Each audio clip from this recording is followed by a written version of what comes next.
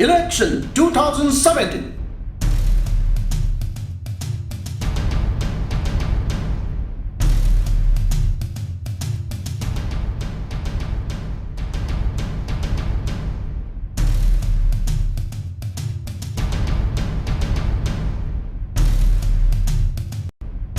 Choose your candidate.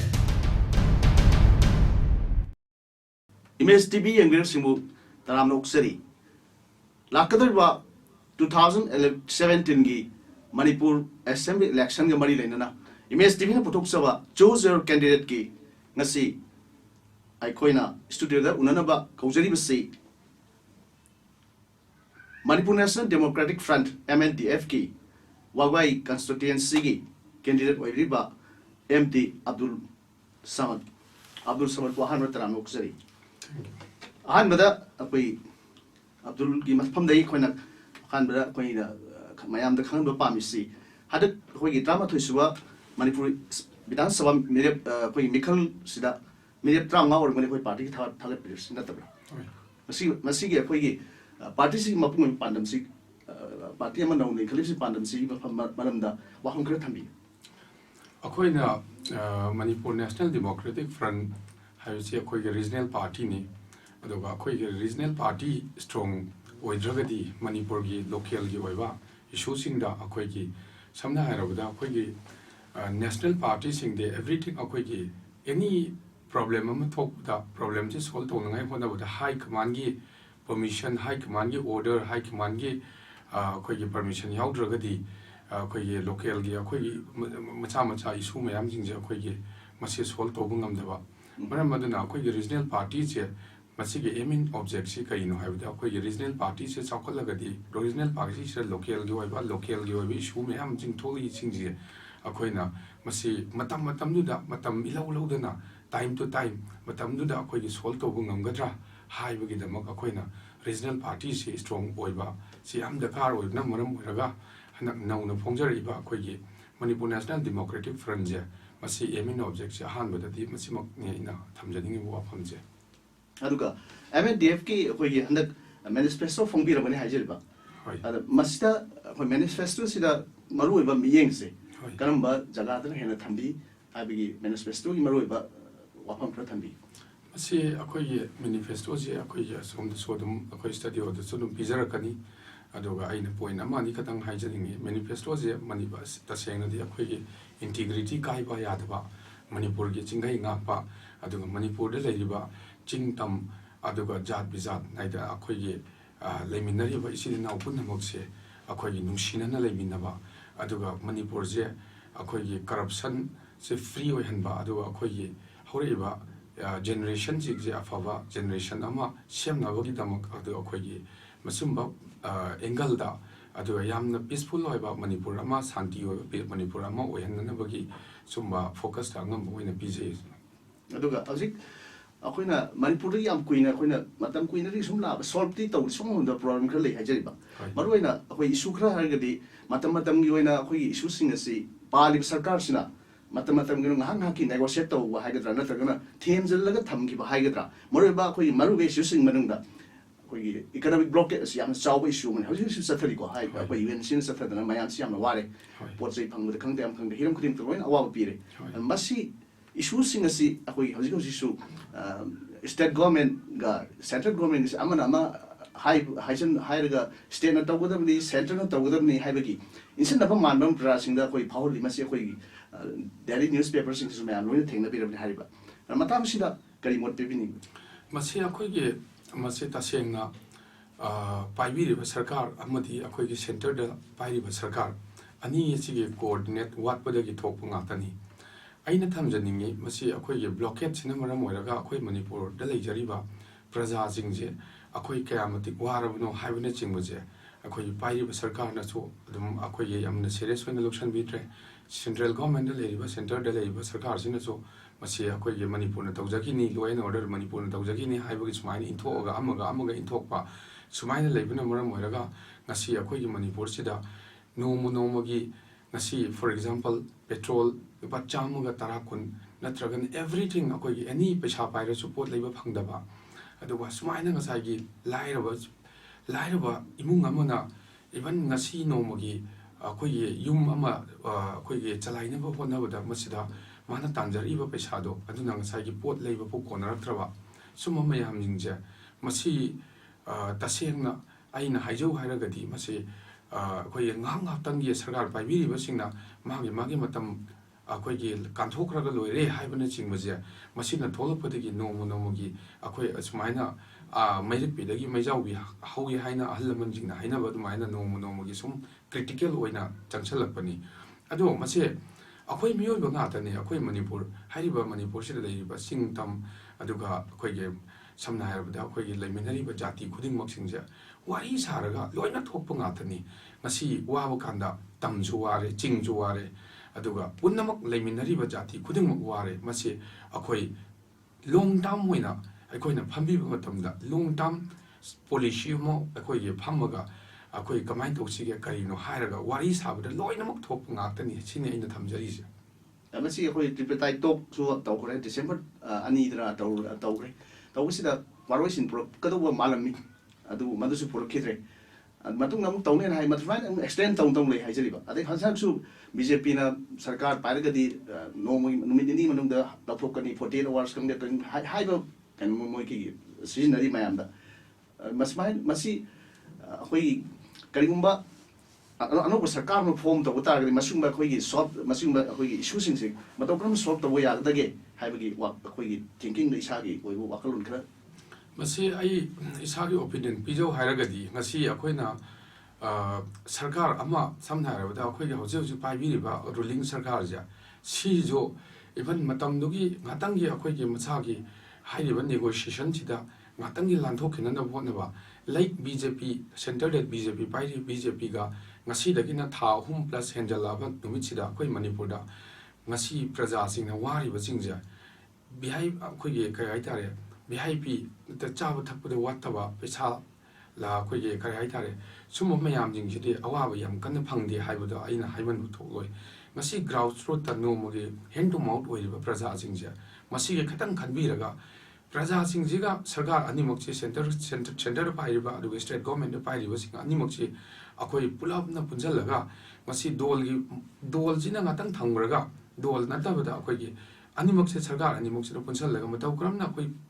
problem je solve tawgadagi haibadi khanbidraga matam du lanthokraga loire haina khanbibuse masi akhoi as a party amoina party aiso hoji MNDF ki general secretary amoina ai nungai tabo feel phaujai aduga karigumba akhoi ge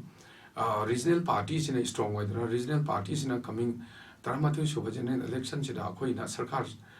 Semja Taragati Akoina Akoi Hanba Pandamja. I have problems in the table tokoina Toraga, table chida Amaga Samna Harabada Karigumba problem Ama Solto Haragati site animokse sacrifice Karat Tobasi Am the Gani. Sacrifice sung dog to dragadi, Aina so Aina Irish not Tawudoni, Amanazo, Amana Hydro Tawudoni Hiragati, Akoi problem to solve Togungamoy. Akoi regional party, some other Koi parties in a Sarkar same but the Yauragadi, Akoi AMC, the same that table to the Poraga, Akoi Amaga, anyhow, long term policy program, Ama Semaga, Masia Koi, some sort of Akoi Tawzagani, I would see what comes to Tamjani. aduga akhoi rajniti party wise dom na tabda UNC gi maike da appeal tawiningba wafam ase ai UNC gi maike da aina thamjaninge ba wafam ji jo praja tampaki akhoi number 1 akhoi ni yengadau chi jat bizat dharma lam akhoi ge chingmi tammi loina khaidana akhoi human being mioi ba haibase akhoi gi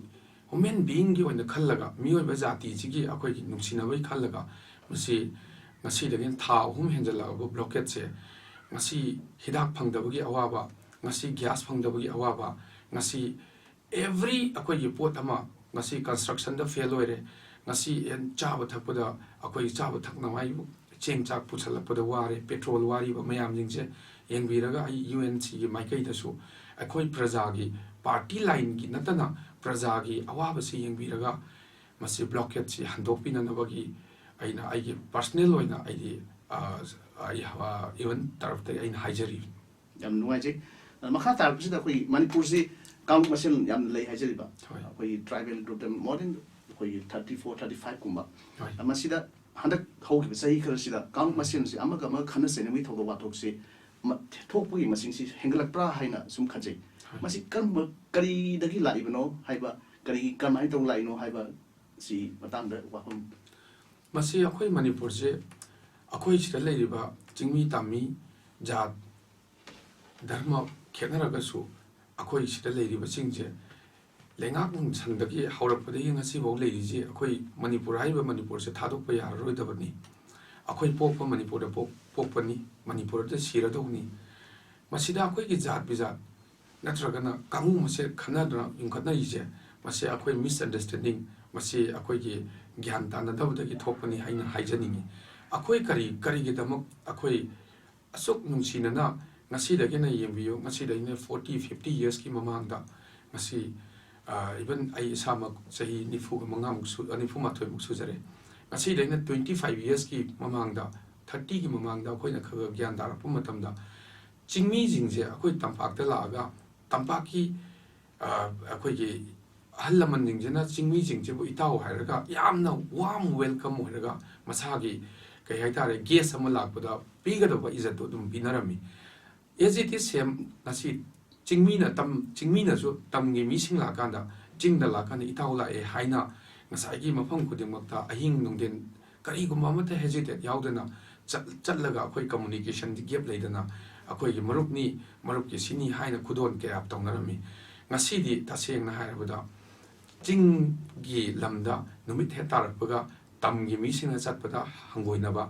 tamgi mising na jing da lakpaganda kitang hangoinaba masi akhoi masen gyan taminadabadi ki thokpani aina masida Manipur da leibinariba jat khuding mapu aina ai gi party line plus ai personal oina masi akhoi hingminadaba yadraba akhoi popasu sida poaba sibasu sida siradauba akhoi jat haibadudi jati haiba adantraga dharma haibadudi magi apamada chatpani adana aina masi akhoi masenje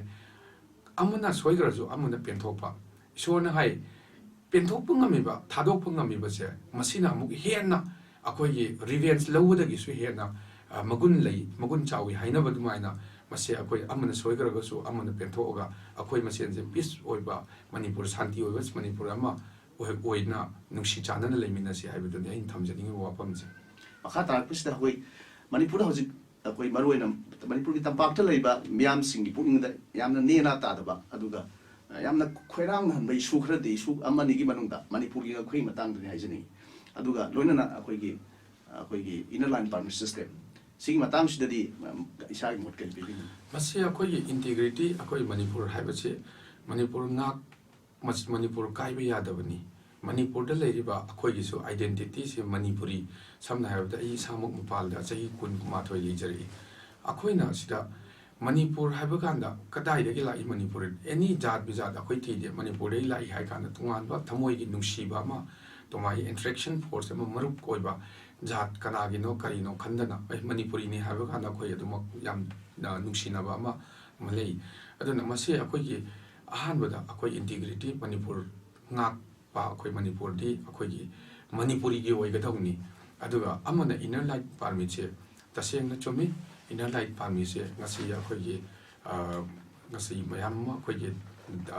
gi sahi kaya dagi changba yadaba hongba chawba su mayam leidi ado akoi masijo inner light permit se akoi na thammam thoi maramdi inner light permit se thamdragadi ngasi mitop ama sangaga hekta akoi gi Manipur sida wakaya ma horamaga irang ama thoalamaga mana dum chatkiba natragana akoi leimina horiba akoi masenda thina hoba sumba mayam jinge thokpuna maram moiraga aina opinion dadi inner light permit mase yamna dakani aduga Manipur gi jingai ngakpada sida jat bijat naidana chingmi tammi punnamak se akoi masen amakti unity oiraga masing ngakminnaga dawni haibasini ain thamjaningi wapamse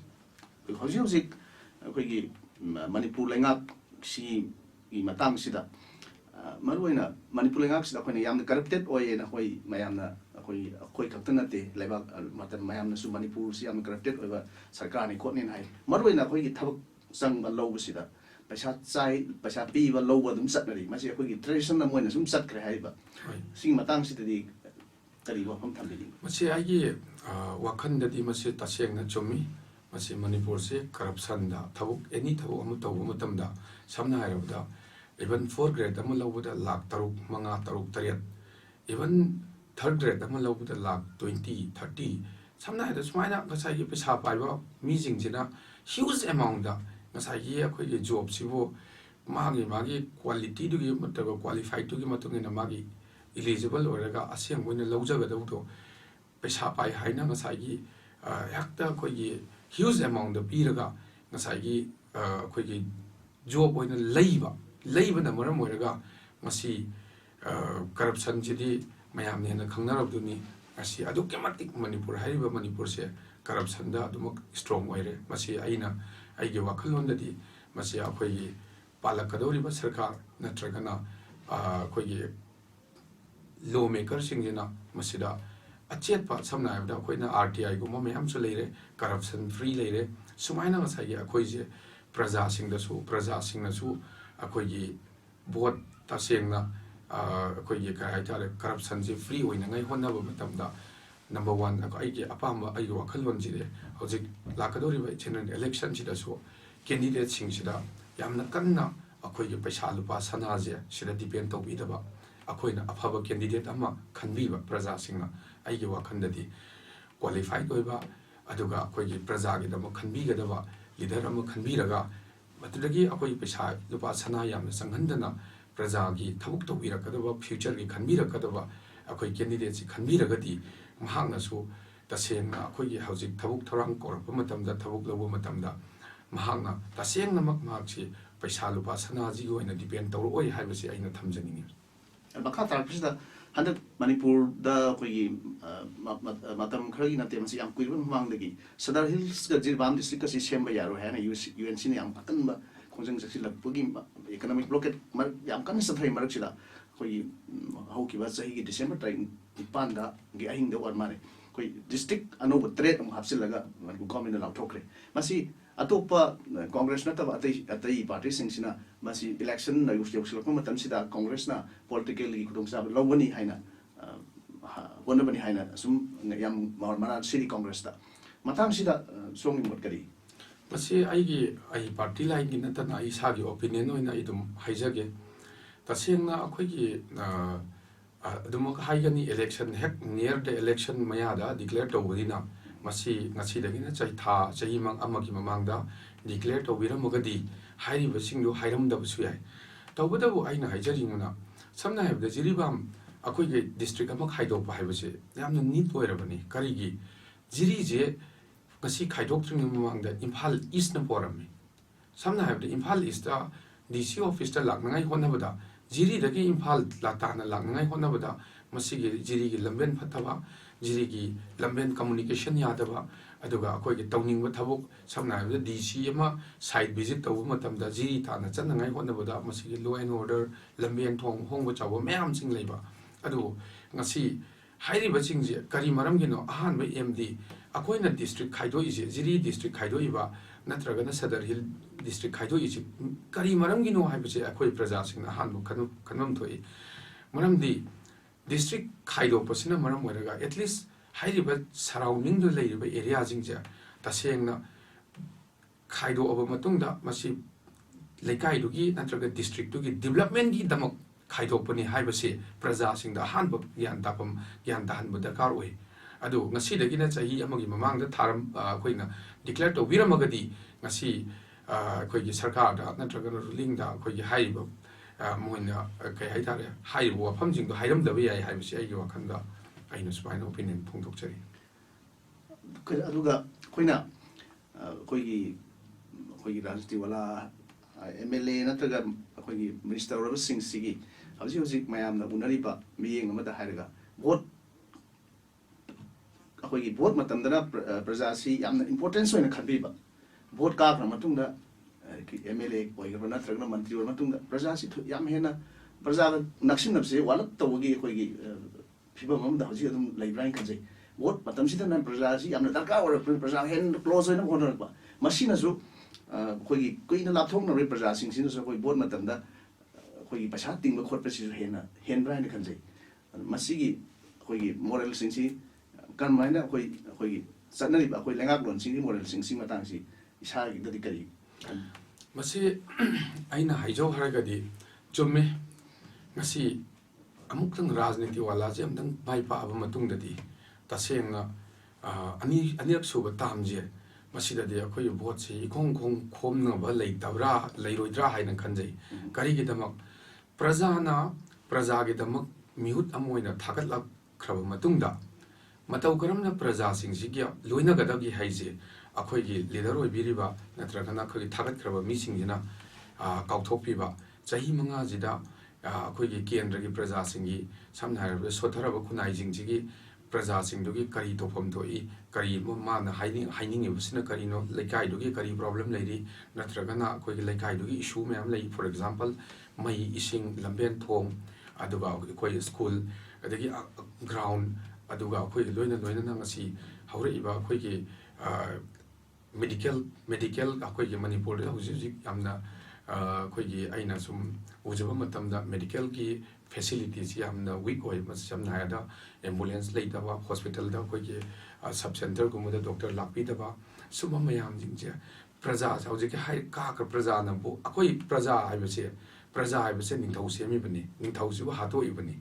ꯅꯤꯡꯊꯧ ꯁꯦꯝꯈ꯭ꯔꯕ ꯃꯇꯨꯡꯗ ꯑꯩꯈꯣꯏꯒꯤ ꯁꯦꯝꯈ꯭ꯔꯕ ꯃꯇꯨꯡꯗ ꯑꯣꯏꯈ꯭ꯔꯕ ꯃꯇꯨꯡꯗ ꯑꯩꯈꯣꯏꯒꯤ ꯂꯤꯗꯔꯁꯤꯡꯁꯤꯅ ꯄ꯭ꯔꯖꯥꯁꯤꯡꯁꯤꯒ ꯃꯇꯧ ꯀꯔꯝꯅ ꯂꯣꯏꯅꯒꯗꯒꯦ ꯍꯥꯏꯕꯁꯤ ꯉꯁꯤ ꯑꯩꯈꯣꯏꯅ ꯏꯂꯦꯛꯁꯟ ꯃꯌꯥꯗ ꯈꯛꯇꯪ ꯅꯤꯡꯁꯤꯡꯕ ꯃꯁꯤꯅꯁꯨ ꯄ꯭ꯔꯖꯥꯒꯤ ꯀꯣꯟꯐꯤꯗꯦꯟꯁ ꯋꯥꯠꯄꯅ ꯃꯔꯝ ꯑꯣꯏꯔꯒ ꯏꯂꯦꯛꯁꯟ ꯃꯌꯥꯗ ꯃꯁꯤ ꯄ꯭ꯔꯖꯥꯒꯤ ꯗꯤꯃꯥꯟꯁꯦ ꯑꯗꯨꯛꯀꯤ ꯃꯇꯤꯛ ꯍꯦꯟꯕ꯭ꯔꯥ ꯍꯥꯏꯕꯁꯤ ꯑꯩꯒꯤ ꯋꯥꯈꯜꯂꯣꯟꯗ ꯈꯟꯖꯩ ꯌꯥꯝ ꯅꯨꯡꯉꯥꯏꯖꯩ ꯂꯣꯏꯁꯤꯜꯂꯛꯄꯁꯤꯗ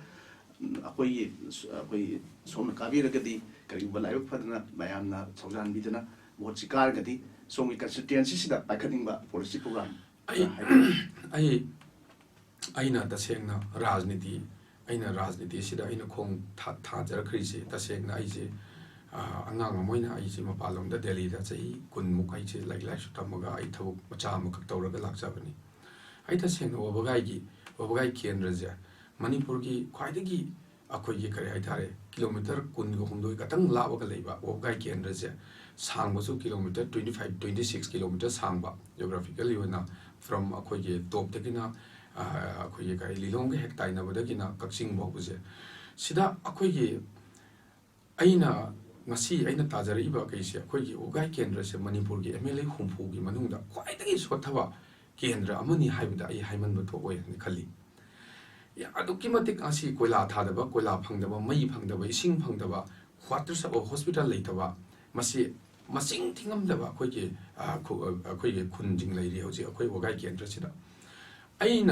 ꯉꯁꯤ ꯑꯩꯅ ꯔꯥꯖꯅꯤꯇꯤꯁꯤꯗ ꯆꯪꯖꯔꯛꯏꯁꯦ ꯇꯁꯦꯡꯅ ꯑꯩꯅ ꯀꯔꯤꯒꯨꯝꯕ ꯋꯥꯕꯒꯥꯏ ꯀꯦꯟꯗ꯭ꯔꯒꯤ ꯄ꯭ꯔꯖꯥꯁꯤꯡꯅ ꯑꯩꯕꯨ ꯅꯨꯡꯁꯤꯕꯤꯔꯒ ꯑꯩꯅ ꯍꯟꯗꯛ ꯂꯥꯛꯀꯗꯧꯔꯤꯕ 11 ꯁꯨꯕꯁꯤꯗ ꯑꯩꯕꯨ ꯊꯥꯒꯠꯄꯤꯔꯛꯄ ꯇꯥꯔꯒꯗꯤ ꯑꯩ tasiengna ahanba muktada aina paikhatchage haina khanjaribo wakhallonse number 1 laikai ama saukhalhanaba aduga state ama natragana state ama saukhalhanaba honabada satra oiba satra haibasidi student is the nation nation of pillar sumaina ngasage satra machi akoigi nation sigi yumbi ro yamuna ngasi akoi wagai kendra sida leiriba sa akoi yamdrabada yumji yamdraba near about 7-8,000 boiramgadra khali akoi wagai kendra manungsida leiriba akoi yum singje masida hojik yum lising manga gumba taruk kumbagi angang jingjem masi school chatpa ngami hojikje atai jingje hojik mama mapa na laita laira thibadagi school gi fees thiba ngamdadana ngasi school chatadana leiri aina kariguma mai pakpu taragadi ai ahanba target che wagai kendra sida leiriba number 1 school jingje ahanba school jingje yamna adukyamatik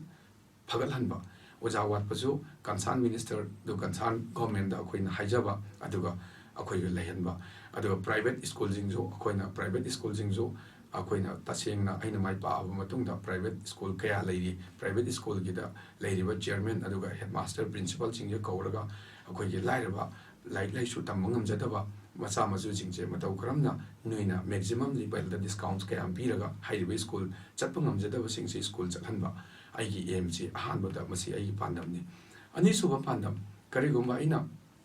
mai pakpa taragadi isorda niraga ngasi akhoi yogai kendra sida mayum makaidi akhoi ge sabung amjadaba nung yuraga leijaba yum jingje yamdrabada akhoi ge kendra sida chahi manga sida ai target se yum chama da kina yum sangma bobje masi jinga kumang amjadaba na jinga lebiba aduga jinga kobaga thong pan mangam dabana jinga gi mamandu piraga thong palanba sumaina yum chama da yum sangma bobje ai isorda niraga ai jat bijat dharma khairaga wangmuk lanthoga ai masi thamoi sengna ai tawjagi haibasi aina aina wogai kendragi praja singda aina thamjari ahum subada aina kariguma mai praja singna mai pakhan birakpa taragadi ngasi tasengna akhoi wogai kendra sida lai laisu tamuraba leita laira mama mapana yenjang yolaga farm tawraga lau yolaga lai laisu tamaluraba paisa lupa sana de piba ngamdaba matamjigi chanabi palak manga taruk taret piba ngamjadaba mase ai tasengna I from core of my heart ki aina ogai kendra gi prajada aina thajaba amaka aingonda karigum mai bahan birak taragadi hairiba yamna wawa jat bijat naidana khaidana ngasai gi praja singsiu gi tamak hajiki leita laira chhatra naron singse mase aina paisa lupa ama pho lodabida ai gi maximum ai gi MLA amana phangmam thopa share je mase ai praja singda job si maybe matam dugi matungina ai gi share si MLA amagi share si kun phange kun do hapamba yankhai phange yankhai hapamba tara phange tara hapamba lupa ama phoba aina leita laira singi paisa lodraga haina hapamba ji ai gi target ni aduga mari suba amana ngasi layeng mangam dadana leiriba ngasi mama mapa imung manung sigi layeng ba khwaidagi maru je akhoi ogai kendra da khwaidagi aina handein khanjari se health care section si zero ne haibada haiman buthoi maramdi tasengna akhoi ogai kendra si 29,000 something na sabani akhoi muslim section da 13,000 something ni mitei sinau sing da 15 something ni aduga mantak ki akhoi tribal sinau sing da 519 ni ahum jati ahum no punsal laga leiba sida health care section se zero oye na ina haibada haiman butho oye khale aina kari mo mai pa pata ragadi number 1 akhoi kendra se leiriba PhD sorry akhoi sub health center jingje masida doctor jingje regular oina yamdrabada hafta amada ahum lakum je hafta amada kahanba aduga masida ai MC ngasi laying mangam da leiriba ngasagi hanjing natragana leita laira mayam jingche number 1 aina mai pa taragadi masi warga leiri ngai mathak da hospital da puna ngai hotna bada transport ki darkar oi wari ngai mathak da muka ngasagi gari amu wai ngai hotna bada lupa lising ama changwa da ina ani pho muka hairiba ana badu da mu burden tawba aina mai pa taragadi tasengna ai yamdrabada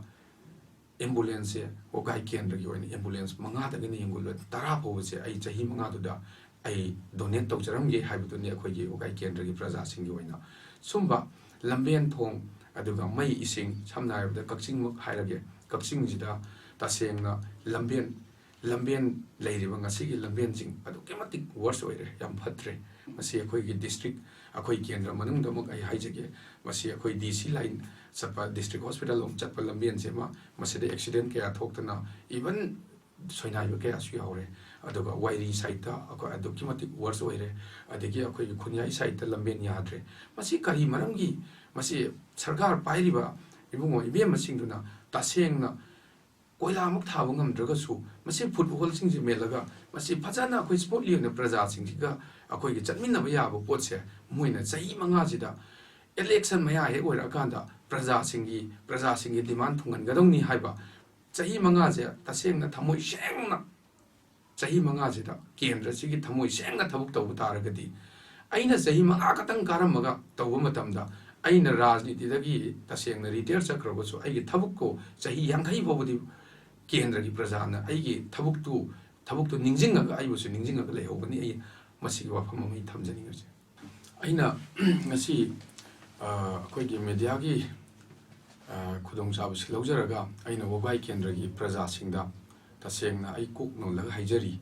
ai bo lagheba 13 suba vidhan sabha sida Manipur National Democratic Front candidate amoina aina thoksariba namna thoksariba ai hapu amuktang ogai kendra gi praja singna ai bo amuktang nungsibiu aduga ai bo amuktang ogai kendra gi sothraba praja sing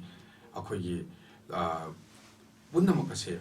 lamben thong aduga akhoi gi ja ꯄꯨꯝꯅꯃꯛ ꯑꯁꯤꯕꯨ ꯑꯩꯅ ꯑꯃꯨꯛꯇꯪ ꯑꯩ ꯏꯁꯣꯔꯗ ꯅꯤꯔꯒ ꯑꯩꯅ